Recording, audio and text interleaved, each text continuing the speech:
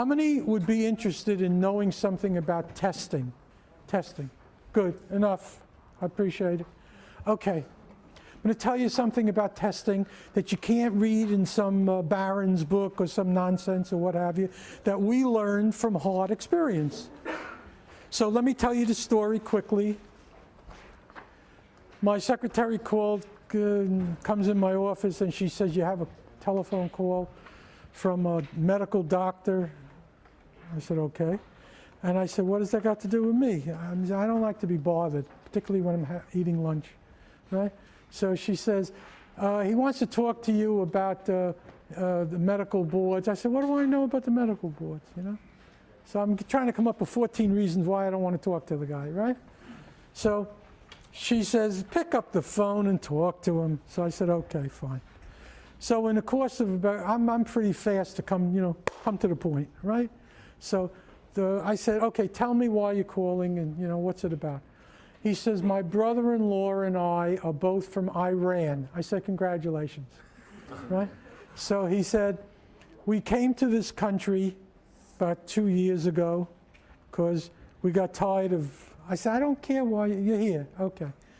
And he said, while we were in Iran, we were both practicing medical doctors, and we owned a pharmaceutical factory, rich, okay, you got a lot of money. Okay, very nice. I said, that's good. I said, well, why are you calling me? Did you call to share some of your money? Is that it? He said, no.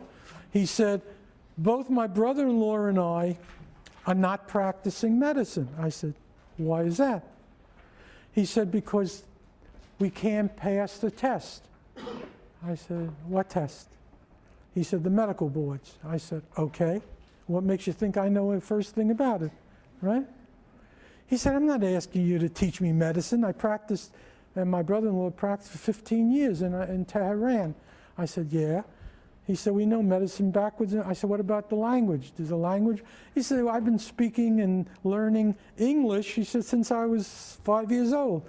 He said, I don't have any problem with that. I said, then what's your problem? He said, both of us failed the medical boards twice. I said, okay, I'm sure that makes some sense, but so what has it got to do with me, right? I said, do you know why you failed? Maybe that will help me. He says, yes.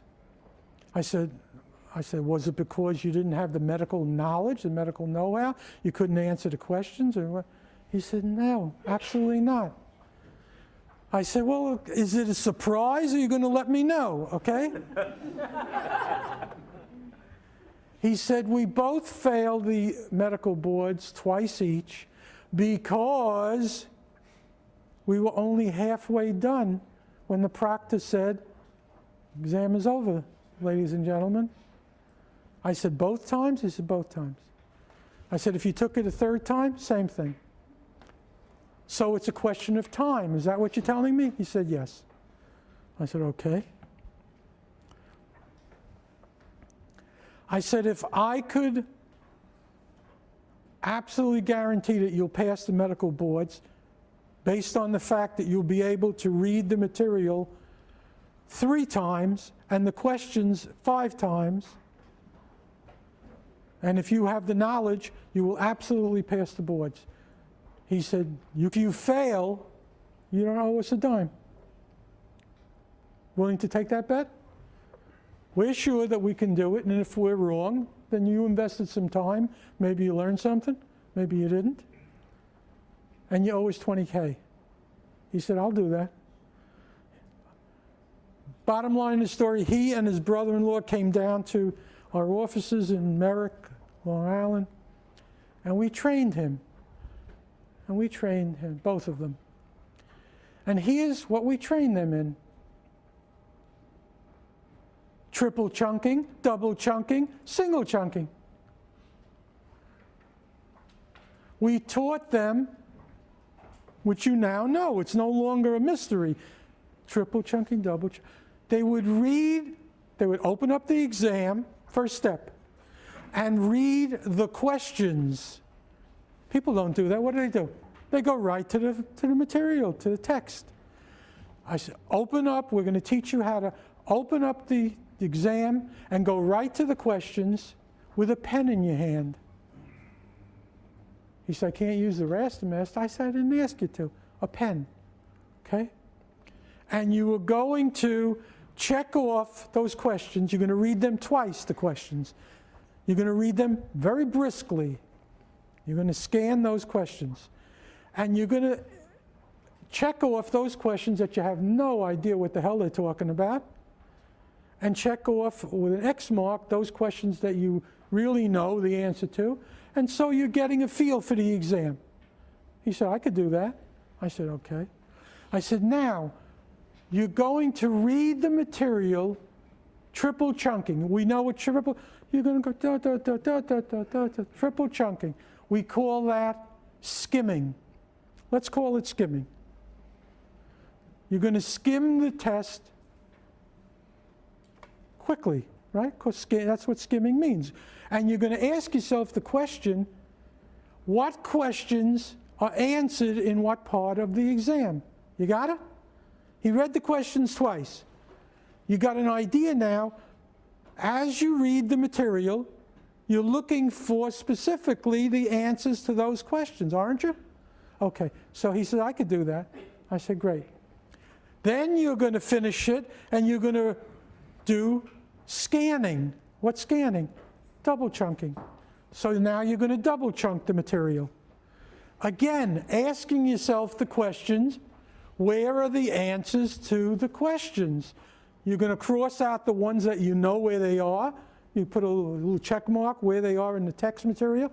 He said, I could do that. And I said, you're going to ask yourself, do I understand the question? Do I see where the answer is? And then you're going to go on to the next one. He said, good. I said, now you're coming to the third one, which is called screening, like a screen. And that's single chunking. Indenting, right? Single chunking. And again, you're not just doing it idly. You're looking for what? The answers to the questions that you haven't found yet. You got it? So it's a specific treasure hunt. It's a treasure hunt. You're looking for the answers to those questions. And he said, we could do that. I said, now, we're going to test you on the last 5 different medical boards. It's public property. We got them. I said, we'll go over them, and let's see how you do. And we tested them on, and they got better, and they got better. Bottom line of the story, they ended up taking the exam, the both of them, and I ended up with $20,000. And they both revealed something to me which I thought was amusing.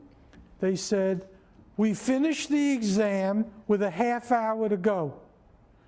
And we asked the proctor if we could leave early. I said, how do you know? Because we answered all the questions. And there was still 30 minutes left. I said, that's weird.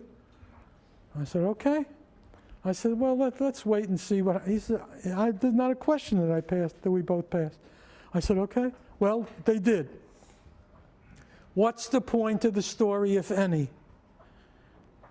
What you just did here today is not just some nonsense I could read faster, it's a trick or whatever.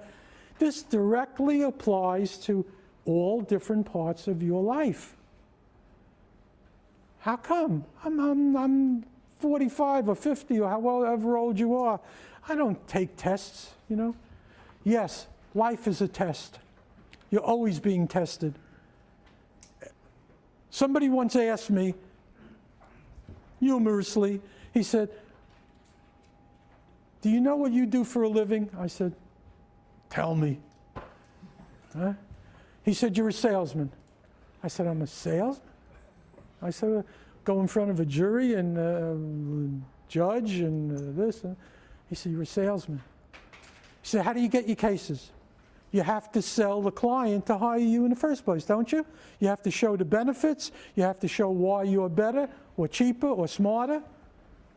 When you go in front of a judge, as a judge, don't you have to sell the judge on that your motion and papers are better, your brief is better, smarter, whatever?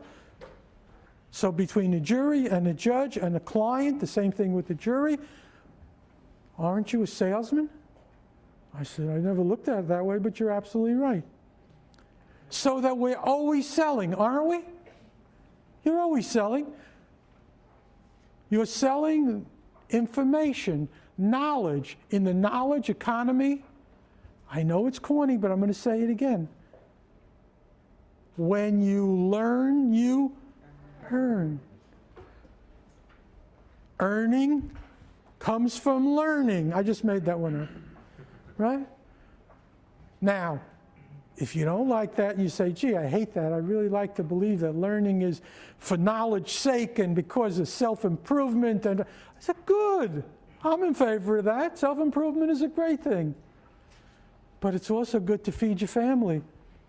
It's a great thing not to get fired because you're redundant. So could we combine those two things? That learning is earning and knowledge is a good thing. Yes, I think that's a great idea. So I'm saying to you people now, you have learned more skills that you don't know you learned until you put it in practice. You don't really know what you picked up. It doesn't have to happen in 5 minutes or between 9 and 3.